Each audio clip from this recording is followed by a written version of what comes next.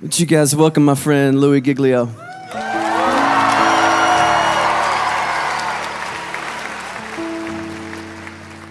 You guys can have a seat. Thank you so much. Man, what a great confession. We're calling this, I think you knew this already, the How Great Is Our God Tour. Not just because God has given Chris this phenomenal song that circled the globe, but we're calling it the How Great Is Our God Tour because we are here tonight worshiping a God that is far beyond anything we could ever dream of or imagine. We are here tonight to worship a huge, massive God of grace and glory. If there's anything that can happen tonight, our heart is that we will leave tonight with at least a couple of things having happened to us. One being that our view of God will be completely blown up all over again, and that the view that we have of God will be expanded in this place tonight. And that we will leave here with the confidence that He is able to hold on to us and hold us together no matter what circumstances come our way in this lifetime.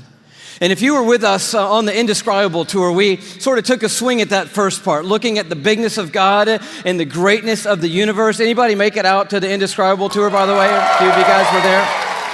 The story of it in a nutshell was that the heavens are telling the glory of God. Their expanse declares the work of His hands. In other words, all you have to do is look up and you see the size of the God that we're worshiping tonight. We ended that, just a little review, with this galaxy right here, the Whirlpool Galaxy. You're like, man alive, we're talking about astronomy at a Christian worship service. Why not? The God that we're worshiping tonight is the one who created that right there. It's called the darling of astronomy. The reason why is it's sitting completely perpendicular to us on Earth. And when we look up at it, we get this beautiful view. But check this out. The Whirlpool Galaxy is 31 million light years away from where you're sitting right now. Okay, they got nothing in here tonight. 31 million light years away. That's just the first little thing we got to catch up with tonight. By the way, the story opens like this. In case you forgot, in the beginning, God created the heavens and the earth, and He said, "Let there be light," and there was light. And that was a phenomenal moment when that happened, because light came out of the mouth of God traveling 186,000 miles a second. That's how fast light is traveling through the universe. And so a light year, therefore, is how far light travels in 1 year, and I'll do the math for you. It's 5.88 trillion miles is a light year. So as we talked about before, when you start to get around in the neighborhood of God, the mile is not going to help you. The yardstick, the ruler, the tape measure, these things are of no value in the universe that God has made. We're using a ruler called a light year that's 5.88 trillion miles long. And if you'd like to go to the Whirlpool Galaxy, be my guest. All you have to do is multiply 31 million, that's how many light years it is away, by 5.88 trillion miles, and that's the distance that you've got to cover. Anybody with me so far? I'm wondering, are there any science lovers here tonight? Because we're going to have a little scientific content tonight, and I need to know if anybody's going to be with me so far. So you do the math, or you could look at it a different way. You just have to travel 186,000 miles a second for 31 million years, and voila, you will arrive at the Whirlpool Galaxy. Second thing that's pretty stunning, given that our God made that, is it contains 300 billion stars. In that one galaxy, 300 billion stars. And it is one of hundreds of billions of other galaxies in the known universe that God has made. And it just reminds us all over again tonight, man, this God that we're singing to tonight, He's enormous. He's bigger than anything we've ever dreamed of. He's bigger than our wildest imagination of Him. But we ended by looking inside that thing, and this is pretty stunning. Those of you who've seen it remember, but the Hubble Space Telescope is circling the Earth at 360 miles above the Earth, and it takes amazing images of these galaxies and other phenomenon of the cosmos, and it looked into that white core of the Whirlpool Galaxy, and lo and behold, there is a black hole in there. And we'd never seen it before until Hubble could take an image of it, and I found this on NASA's site, hubblesite.org. This is what Hubble sent back to us from 31 million light years away from the black hole core of the Whirlpool Galaxy. They send us back this image right here, and it's just crazy. It's crazy. It's the glory of God, the grandeur of God. It's the grace of God and the mercy of God everywhere we look. It's the imprint of God in all of creation, everywhere we turn. And tonight we just want to begin with the bigness of God, the grandeur of God all over again. We're going to do it by looking at 4 stars. Can you handle 4 stars tonight? The first one's easy because there's just one star in our solar system, and that star is called the sun. Thank you very much. Yes, it's our own star. It's there's an image of it for you, by the way. It's a little more fierce than we often think. It's 10,000 degrees Fahrenheit on the surface, but what I want you to see about it is how big it is. It's 93 million miles away, so when you're looking up in the sky, it's pretty good pace out there. By the way, light traveling 186,000 miles a second. It's only taken 8 minutes to cover that 93 million mile journey to touch your skin here in Atlanta, Georgia. But what I want you to see is the size of it. It's like 1,000,000 times the size of the earth, and that matters to us tonight when you hear what the psalmist said. Listen to his words. By the word of the Lord, this is Psalm 33, the heavens were made. In other words, God didn't lift a finger when he made the universe. By the word of the Lord, the heavens were made. But he goes on to say, their starry hosts by the breath of his mouth. So we're looking at something so intense that we don't want to get any closer than 93 million miles away, which is what we are right now. And then we read that God just breathes out stars. It's crazy to think about it. 1,000,000 times the size of the earth. So here's a little perspective that sort of changed my life. If the earth were the size of a golf ball, okay, the sun would be 15 feet in diameter. Okay, that didn't seem to move anybody either, so let me try it a different way. Let me just try it just a different way. I thought I might need this, so I brought a golf ball, okay? So all through the evening, this is gonna represent Earth, all right? So this is where we are. I need everybody in the building to look as closely as you can and find yourself, okay? And when you found yourself, I want you to nod your head so that I know you've located you on the earth, okay? You're nodding your head? Okay, you found yourself. If the earth were a golf ball, the sun would be 15 feet in diameter. That's not 15 feet in diameter. Can we blow that up just a hair, maybe give them 15 feet in diameter? So here's a little perspective for you, okay? Is this working for anybody? Here we are on the earth, and that's the sun. It's so big,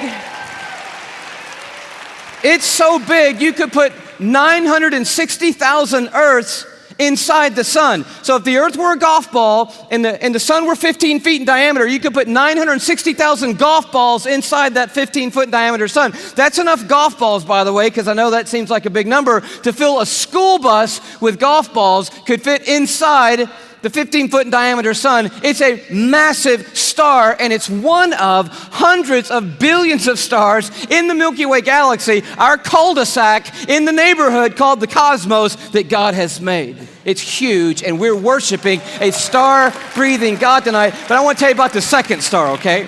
Because the second star absolutely wrecked my life. I heard about it when I was a high school student here in Atlanta. One of our youth leaders did a talk, and he mentioned this star. I didn't know how to talk to God for about 2 months after I heard about this star. It's called Betelgeuse or Betelgeuse. You can pick your pronunciation. I'm obviously going with Betelgeuse, and Betelgeuse is incredible. Here it is in the night sky. I know it doesn't look incredibly ferocious, but it's 427 light years away. So that's 427 times 5.88 trillion miles away from us right now. Draw it in a little closer with the Hubble Space Telescope, and you can start to get a little bit of the feeling of its intensity. But this is the crazy thing about Betelgeuse. Are you ready for this? Betelgeuse is twice the size. Are you ready? You think I'm going to say twice the size of the sun? Oh no, it's twice the size of the Earth's orbit around the sun, Betelgeuse is. It's crazy.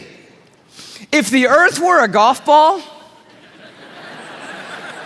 Betelgeuse would be the height of 6 Empire State Buildings on top of each other.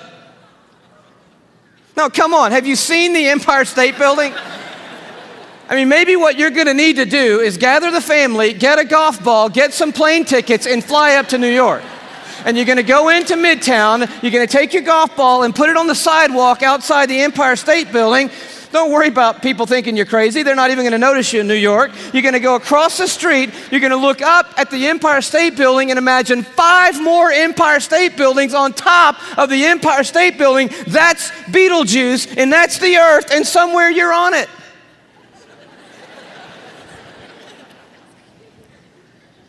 You could fit 262 trillion Earths inside Betelgeuse. So if the Earth were a golf ball, that would be enough golf balls to fill up the Superdome with golf balls. 3,000 times.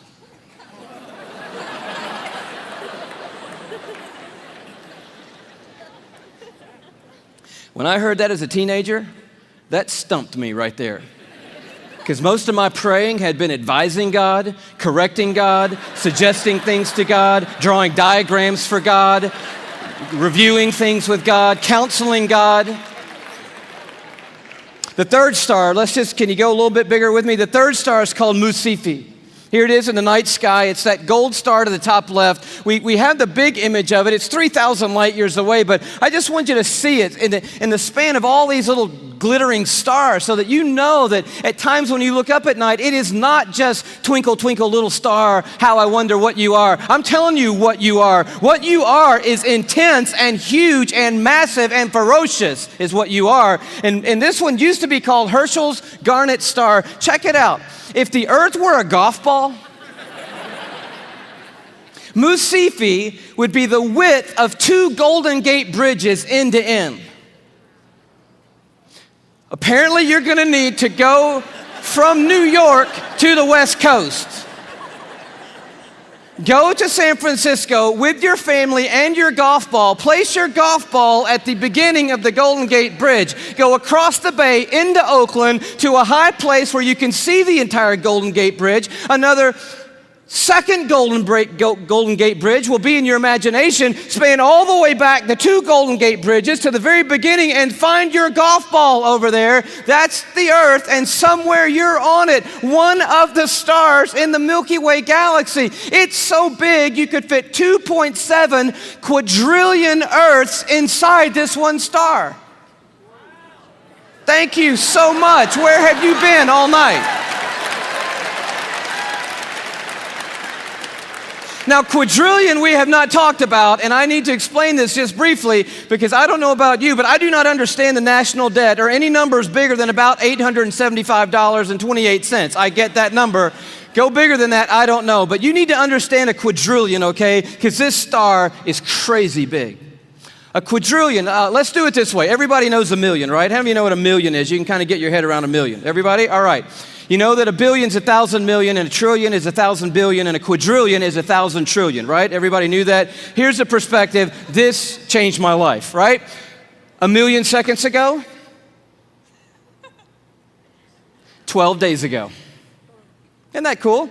See, that saves you doing that on your little calculator at home, which I dare you to try to do when you get home tonight. But a billion seconds ago, you're thinking, oh my goodness, if it's 12 days ago, I'm going all the way back to like September with you, Louis. This must be crazy, right? How about May 1975 is a billion seconds ago? You're like, whoa, that's a little bit bigger than a million. Oh yeah. A trillion seconds ago, you're like, I'm on the 1800s. No. Christopher Columbus? No. 29,700 BC is a trillion seconds ago. A quadrillion seconds ago, 30,800,000 years ago is a quadrillion seconds ago. We're talking about a really large number, and Musifi is so big, you could put 2.7 quadrillion Earths inside this one star. But it is not even the biggest star we have found. I love science, and science has just brought us the largest star they found. It's called, are you ready for this? Canis Majoris. Now, I'm no linguist, but that's a cool name for the biggest star we've found so far. I think that means the big dog star, and that's exactly what it is. I bring it to you as a little bitty purple, glow just to the right of center there. But Canis Majoris, oh wow. If the Earth were a golf ball, Canis Majoris would be the height of Mount Everest.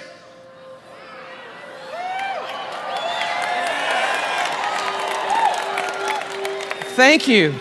You just saved your family plane fare from California to Kathmandu, Nepal. Almost 6 miles above sea level, the highest point on the planet, and I just dare you to get up there and unzip the parka and pull out your golf ball.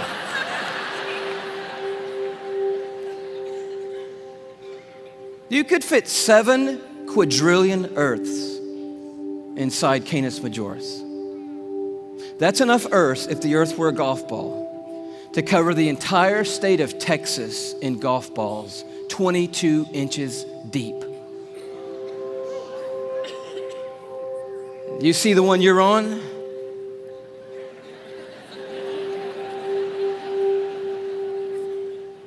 Maybe this will help a little bit more. This absolutely blew my mind. Just a little journey through our solar system. Everyone knows our planets and sort of how we fit in to the story here. You see really quickly that we're not even the biggest deal in our own solar system, but as Earth comes by, you have to know tonight that we are living on a privileged planet.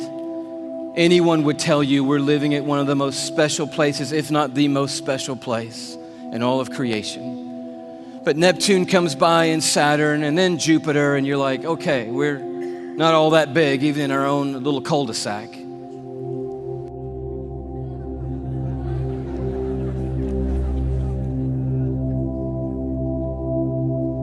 I just noticed the blue dot fading away is not the Earth. That's Neptune. The Earth has gotten too small to see anymore. Sirius comes by. Little plug for satellite radio. Not the biggest star, but the brightest star that we have found so far. Pollux, which we didn't mention. Arcturus. Such a beautifully named one, Regal. But then the one that messed me up.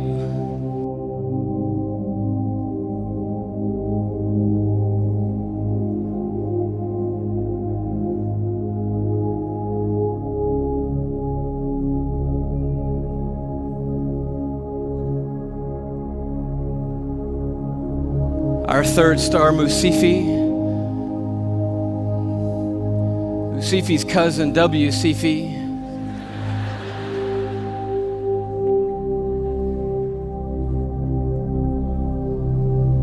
Canis Majoris.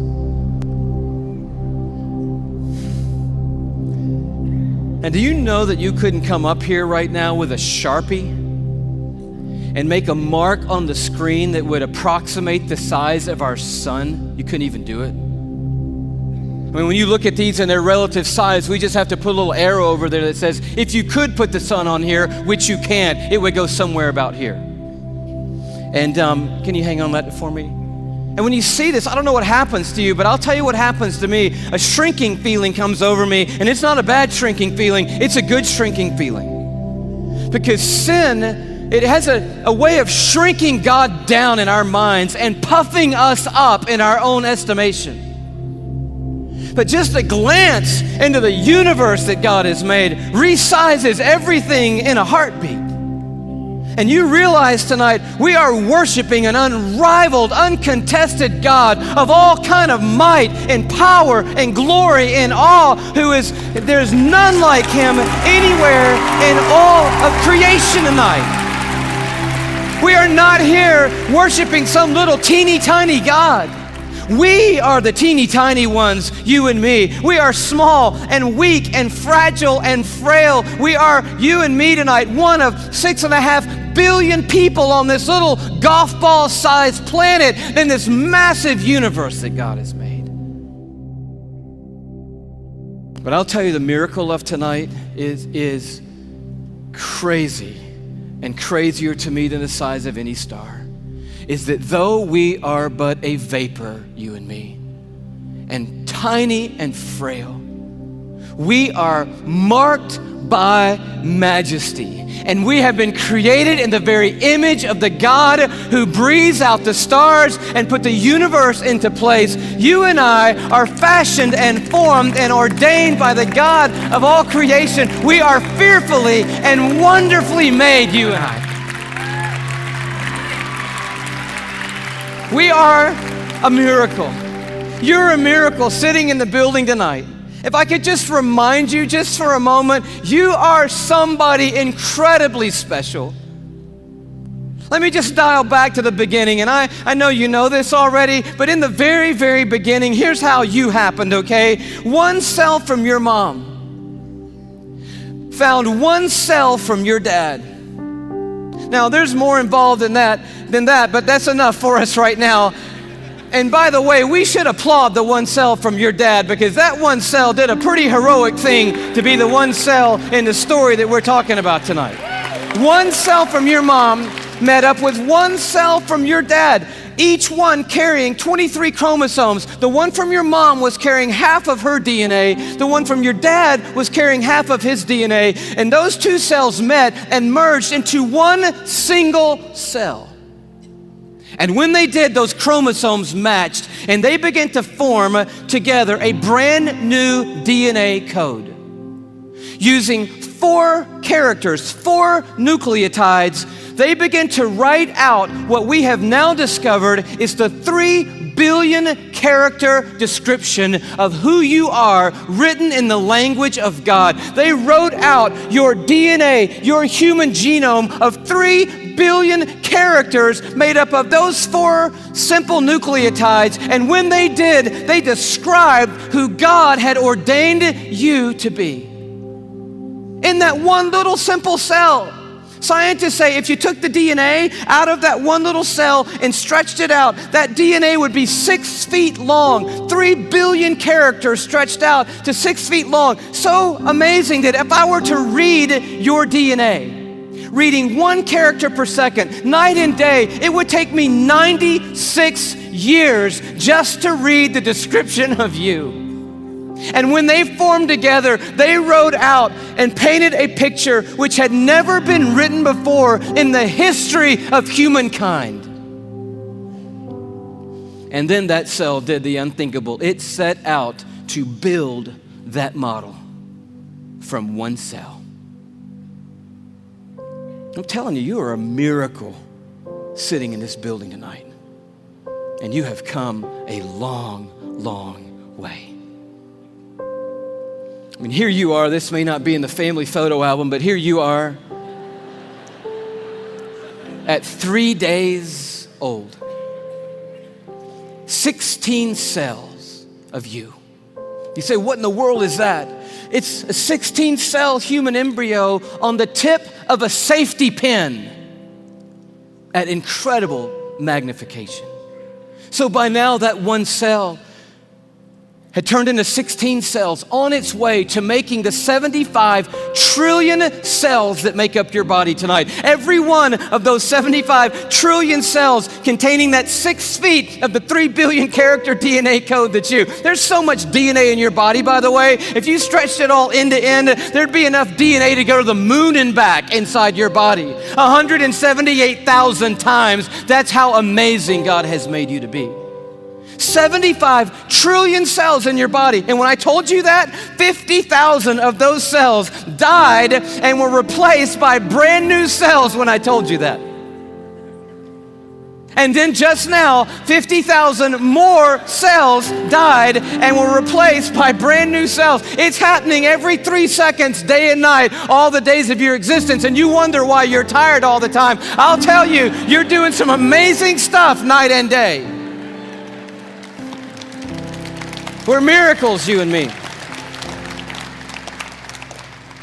I love the way Augustine said it, one of the great fathers of the church and of the faith. He just nailed it when he said it like this.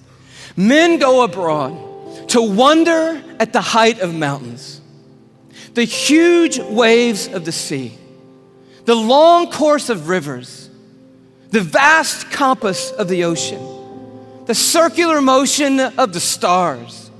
But they pass by themselves and they don't even notice. In the womb, miracles happening every moment.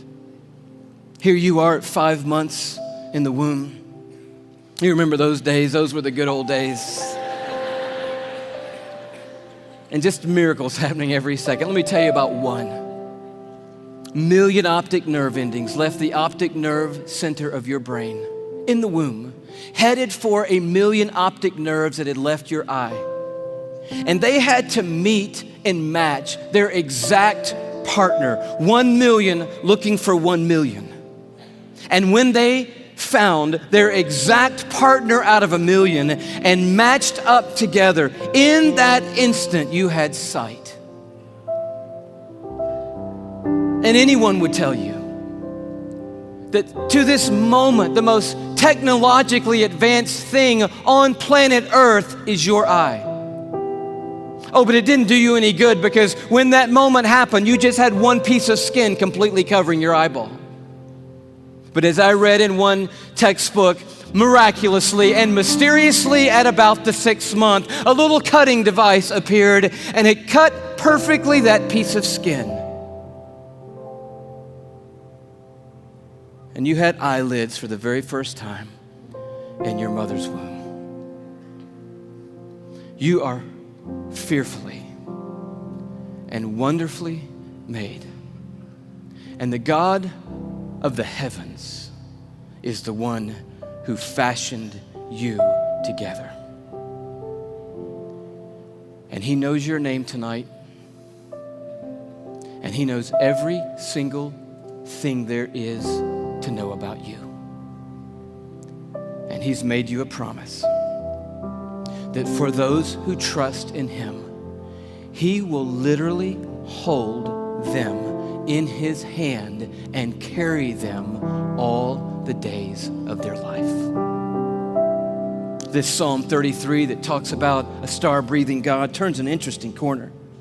It says, "For he spoke and it came to be. He commanded and it stood fast." That's power and awe. But now it gets very personal. From heaven, the Lord looks down and sees all mankind. From his dwelling place, he watches all who live on earth. He who forms the hearts of them all and is intimately acquainted with everything they do. And then he goes even further.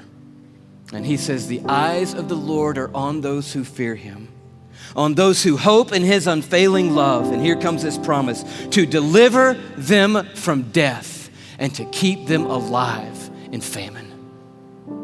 And that is the promise tonight, because this building and our world is filled with hurting people, with lives that are spinning out of control, with pain that we didn't ask for or could never imagine. And God is making a promise to us tonight. He's saying, "I am a universe maker and I am a heart former, but I'm also big enough to be intimately acquainted with all the circumstances of every one of your lives. And I promise you, no matter what comes in this lifetime, no matter how difficult the road or how dark the night, I will hold on to you and I will literally hold you together and carry you through any and every circumstance that ever comes your way, any moment on this planet."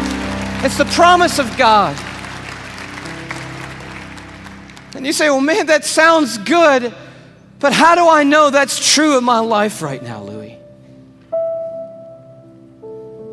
I mean, that's really what we want to know tonight. And I'll tell you how you can know tonight that God will always hold you together no matter what. It's by looking a little deeper into the human body, and it's a little protein molecule called laminin. Yeah, that's about what I felt the first time I heard that. Long story short, the tour was winding down last time around. We were in Tyler, Texas. The night was over. A guy walks up to me. I wish I could tell you the whole story. It was so of God. Introduces himself to me, says, "How are you doing?" I just wanted to say hello. I said, "It's nice to meet you." He says, "You guys winding the tour down? Where are you going to go from here?" I said, "Well, I'm on my way back home to Atlanta, Georgia." He said, "Well, what's next for you?" I said, "I'm going to be preaching the next 2 Sundays for my pastor back in Atlanta." He said, "Oh, cool. What are you preaching on?" I said, "Well, the series is on the glory of God in the human body." He said, "That's really amazing. I'm a molecular biologist at the university down the road. Give me your talk." And I was like, oh, wow, I wasn't quite yet ready to unload the talk for a molecular biologist. So I kind of stumbled through what I had, and he's kind of being kind and gracious and like, that's good. And then he says, "Well, what's your big left hook? You got to have a left hook, a big finish, right?" I said, "I don't have a left hook yet." He said, "Oh, Louis, oh man, your left hook is laminin." And I'm totally blank on laminin. And he goes, Louis, it's a cell adhesion molecule. Protein molecule?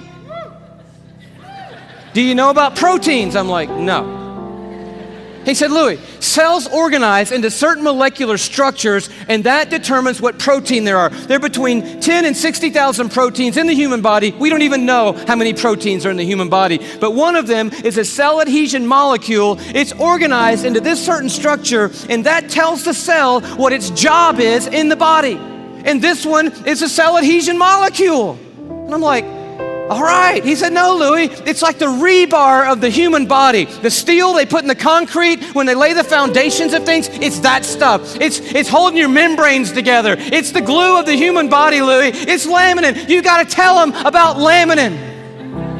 And I'm like, I promise you, I'm going home and tell them about laminin. And I'm sure when I do, revival is going to sweep across the church and probably around the world when I tell them. He said, no. You got to see laminin. I'm like, okay, let's see it. He said, no. You need to go look it up online. You need to go Google laminin. I'm like, I don't even know how to spell laminin. Takes his card out. He writes on the back, Laminin. I'm like, okay, I cannot wait to get to my computer and get on Google, click on images, type in laminin, and I'm waiting, and these little thumbnails come up on the screen, and I'm like, wow. That's laminin, the cell adhesion molecule. Woo! I am so excited. I am beside myself. I cannot believe what I'm seeing. I love laminin. I'm so fired up. You should see laminin, I guess. That's the thing, right? Okay. Here is a scientific diagram of the laminin cell adhesion molecule that's holding your body together right now, okay? This is what I found right here.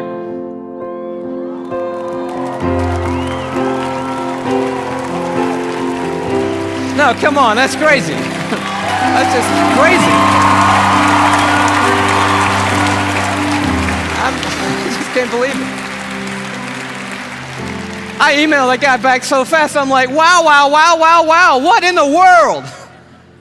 He said, you want to see an actual laminin molecule? I'm like, oh no, man, the diagram was cool for me. I'm happy with that. Don't bother sending anything else. I'm like, yes! And he sends me this image, an electron microscopic image of an actual laminin protein molecule. It looks just like this.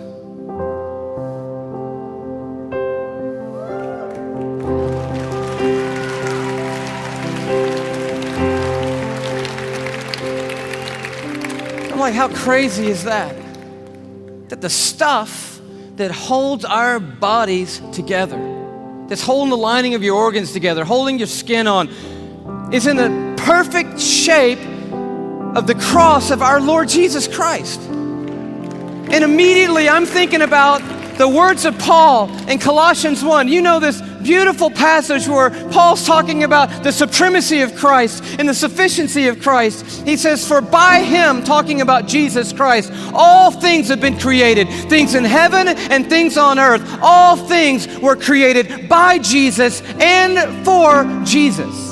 But then the next verse goes on to say this, it's crazy. And he, Jesus, is before all things, and in him, that is in Jesus Christ, all things hold together. It's right there. I'm like, of course they do. Of course they do. Everything holds together in Jesus Christ. And he goes on at the end of this paragraph, and he just tells the story of grace. He says, for God was pleased to have all his fullness dwell in Christ, and through Christ to reconcile to himself all things by making peace through his blood shed on a cross. So you're at the toughest place in your life. How can you know that God is going to hold you together and bring you through? You know, because there is a cross standing over history, and it is looming over this building tonight. It is the place where the star breather became the sin bearer, where the universe maker became mankind's Savior. And it is proof that God doesn't always change the circumstances. He did not change them for Jesus on that hillside outside Jerusalem. But the cross is also proof that God always has a purpose in the circumstances, and that His purpose and His plan will prevail and will triumph through any circumstances in this world.